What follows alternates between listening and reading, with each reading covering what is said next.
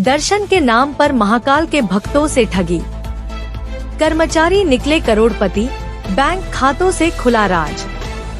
आज के समय में ठग नए नए तरीके निकाल कर ठगी कर रहे हैं और भोले भाले लोग इन ठगों के झांसे में आ जाते हैं।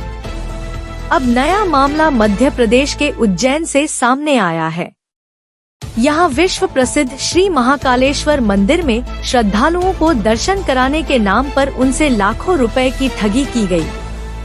इस मामले में पुलिस ने सफाई प्रभारी विनोद चौकसे और सभा मंडप प्रभारी राकेश श्रीवास्तव को पकड़ा। जब पुलिस ने दोनों से पूछताछ की तो पहले दोनों कर्मचारी बाबा महाकाल की सेवा करने की झूठी बातें कहते रहे, लेकिन जब इनके खाते खंगाले गए और सख्ती से पूछताछ की गई तो कर्मचारियों के खातों ने वह सब राज उगल दिए, जिसकी आशंका पुलिस को भी थी।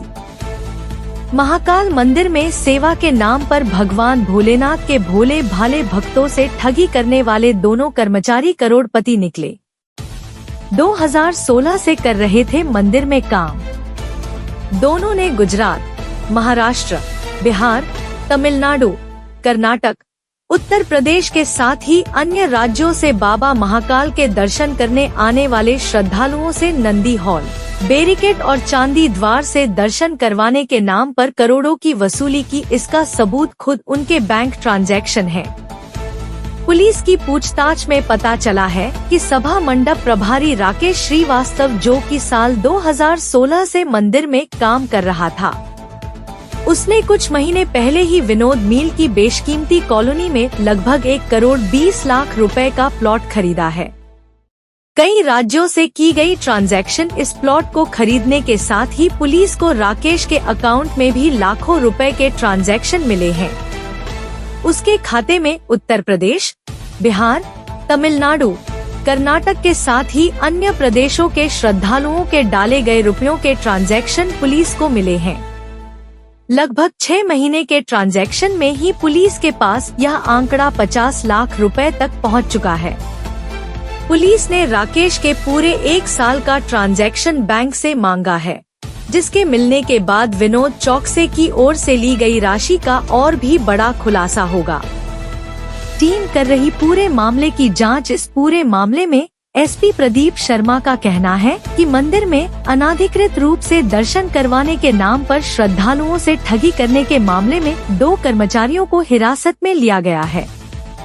शुरुआती जांच में इनके बैंक खातों में ज्यादा ट्रांजैक्शन के साथ ही उनकी संपत्ति की भी जानकारी लगी है।